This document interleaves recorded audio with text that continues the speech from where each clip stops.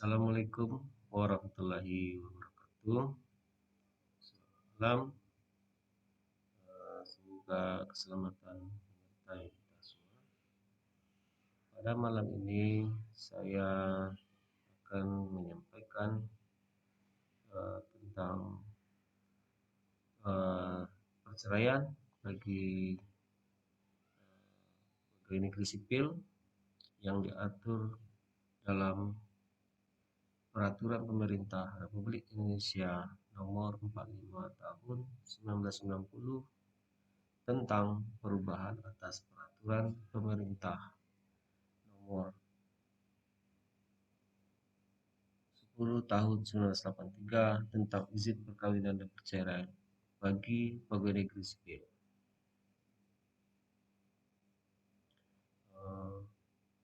Jadi kita langsung masuk ke pasal-pasal tentang perceraian dalam peraturan pemerintah.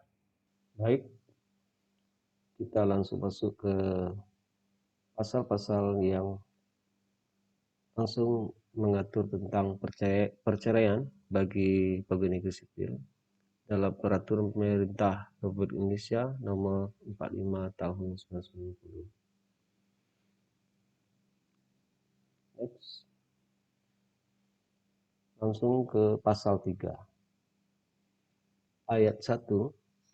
Pegawai negeri sipil yang akan melakukan perceraian wajib memperoleh izin atau surat keterangan lebih dahulu dari pejabat. Jadi harus memperoleh izin atau surat keterangan lebih dahulu dari pejabat dalam melakukan perceraian. Statusnya wajib. Jadi langsung kita masuk ke ayat 2.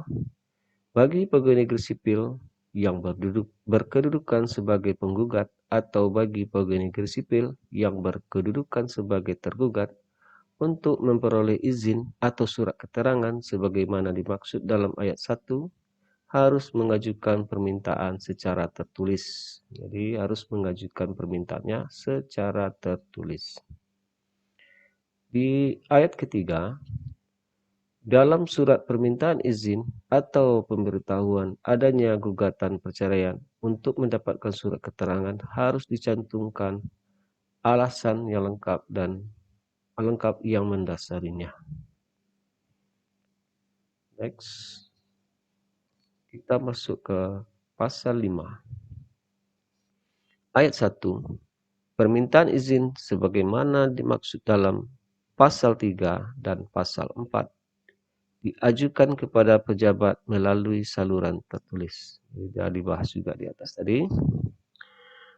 Kemudian kita masuk ke ayat 2. Setiap atasan yang menerima permintaan izin dari pegawai negeri sipil dalam lingkungannya, baik untuk melakukan perceraian dan atau untuk beristri lebih dari seorang, wajib memberikan pertimbangan dan meneruskannya kepada pejabat melalui saluran hierarki dalam jangka waktu selambat-lambatnya 3 bulan terhitung mulai tanggal ia menerima permintaan izin dimaksud. Oke, cukup jelas ya. Kita langsung masuk ke pasal 6. Ayat 1.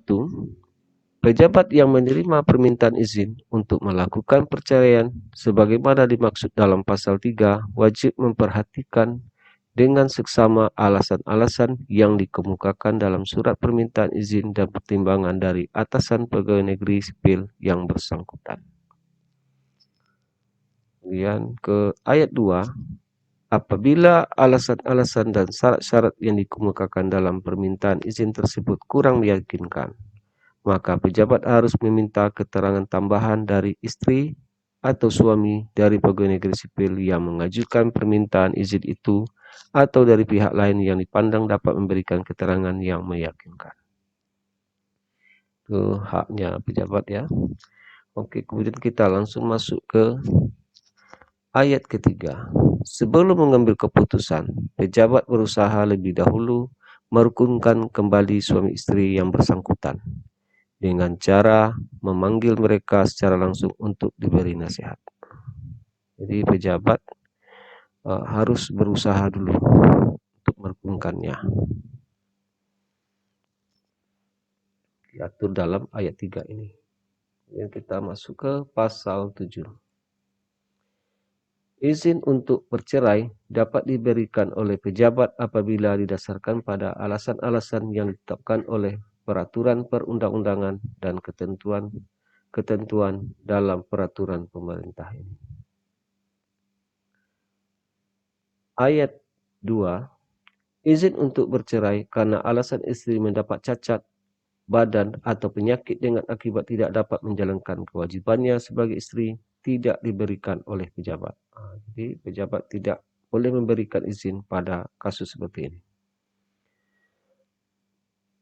Ayat ketiga, izin untuk bercerai tidak diberikan oleh pejabat apabila a. bertentangan dengan ajaran peraturan agama yang dianut pegawai negeri sipil yang bersangkutan. Jadi, ini tidak diberikan oleh pejabat izinnya. Kemudian ke butir B, tidak ada alasan sebagaimana dimaksud dalam ayat 1. Okay. Butir C, bertentangan dengan peraturan perundang-undangan yang berlaku. D, alasan yang dikemukakan bertentangan dengan akal sehat. Jadi 4 butir ini tidak diberikan izin bercerai oleh pejabat. Oke, kita masuk ke pasal 8. Apabila perceraian, ayat 1-nya, apabila perceraian terjadi atas kehendak pegawai negeri sipil pria, maka ia wajib menyerahkan sebagian gajinya untuk penghidupan bekas istri dan anak-anaknya. Kemudian di ayat kedua, pembagian gaji sebagaimana dimaksud dalam ayat 1, yang di atas tadi, ialah sepertiga untuk pegawai negeri sipil pria yang bersangkutan, sepertiga untuk bekas istrinya, dan sepertiga untuk anak atau anak-anaknya.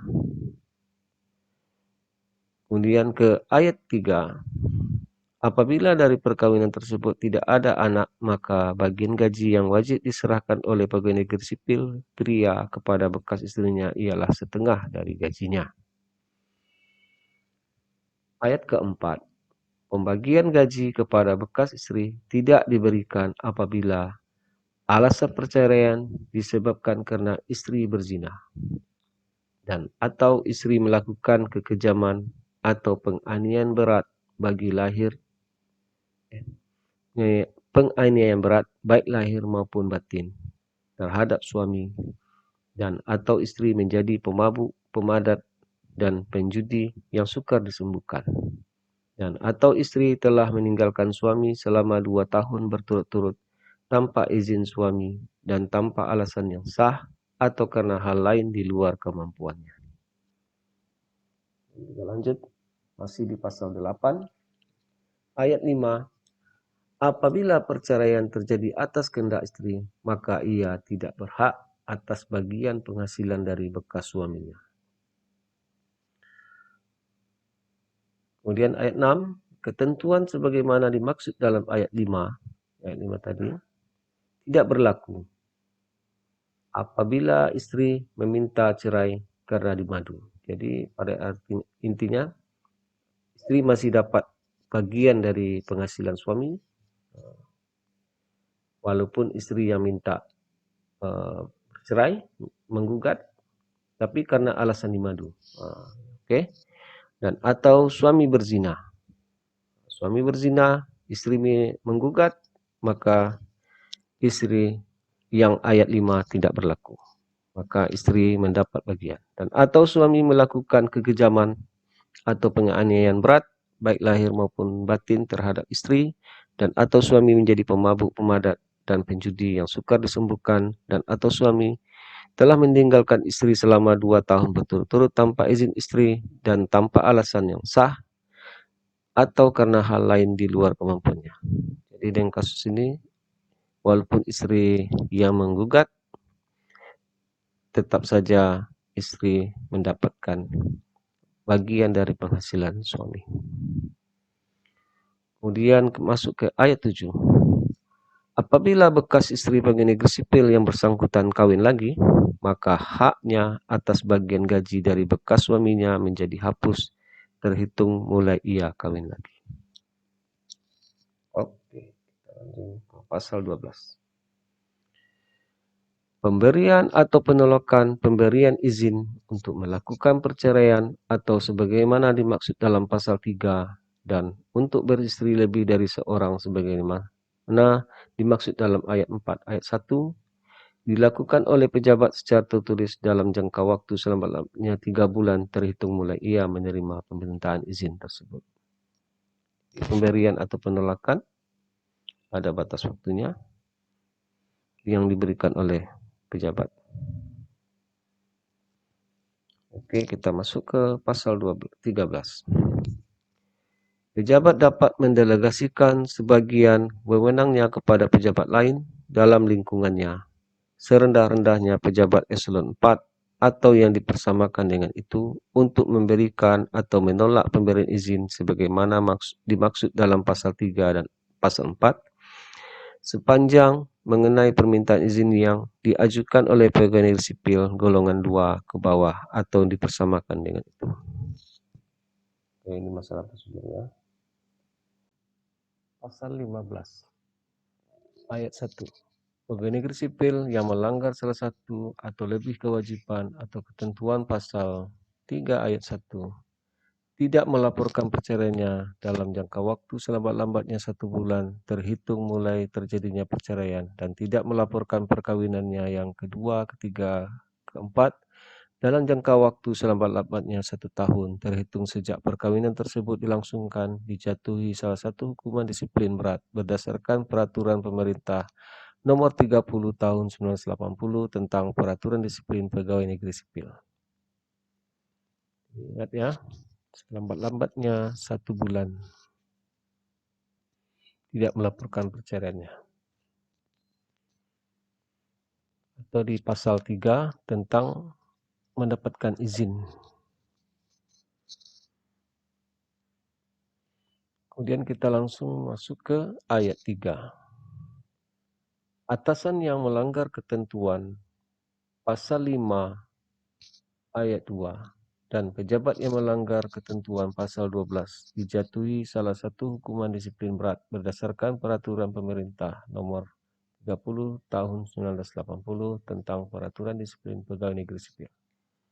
Jadi di peraturan ini ia mendapat sanksi juga pejabat, bukan pegawai negeri sipil yang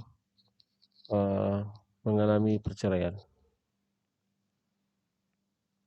Jadi pejabat juga mendapat sanksi bila tidak sesuai dengan peraturan. Yang pada intinya ini juga berlaku bagi pejabat. Kemudian kita masuk ke pasal 16.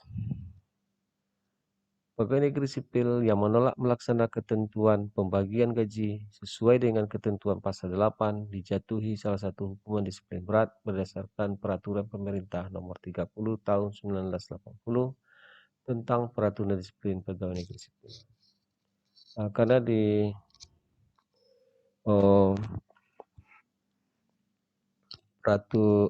peraturan pemerintah ini keluarnya tahun 1960, maka peraturan tentang disiplin pegawai negeri sipilnya itu nomor 30 tahun 1980.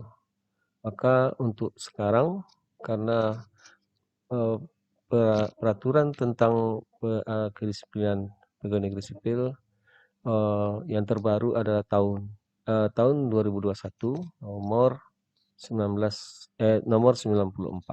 Oke. Maka mengacu ke yang terbaru. Sekianlah penyampaian saya malam ini. Lebih dan kurang saya mohon maaf. Jika ada masukan dan sedikit diskusi, silakan komen di bawah. Sekian. Assalamualaikum warahmatullahi wabarakatuh.